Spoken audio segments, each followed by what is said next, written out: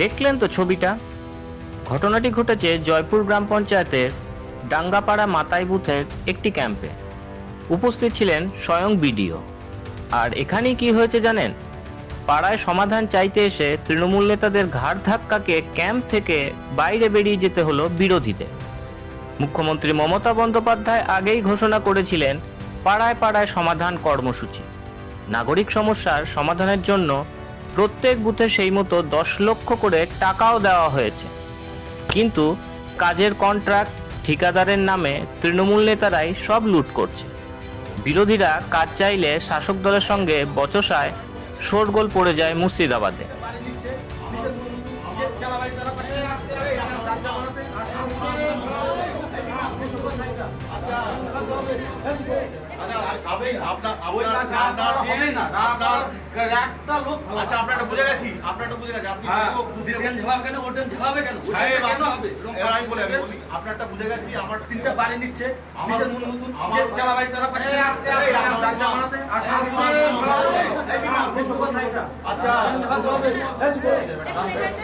মমতা ঘোষণা করেছেন সমাধান করুন নিজের পাড়ায়।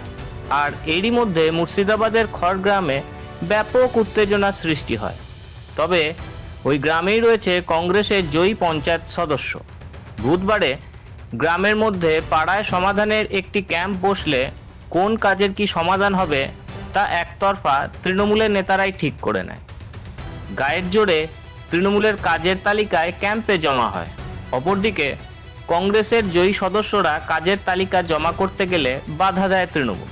এরপর দুই পক্ষের মধ্যে হয় ব্যাপক কথা কাটাকাটি। শেষমেশ পরিস্থিতি হাতাহাতির পর্যায়ে পৌঁছায়। তাহলে কি নিচুতলার কর্মীরা খোদ মমতার কথাই শুনছেন না?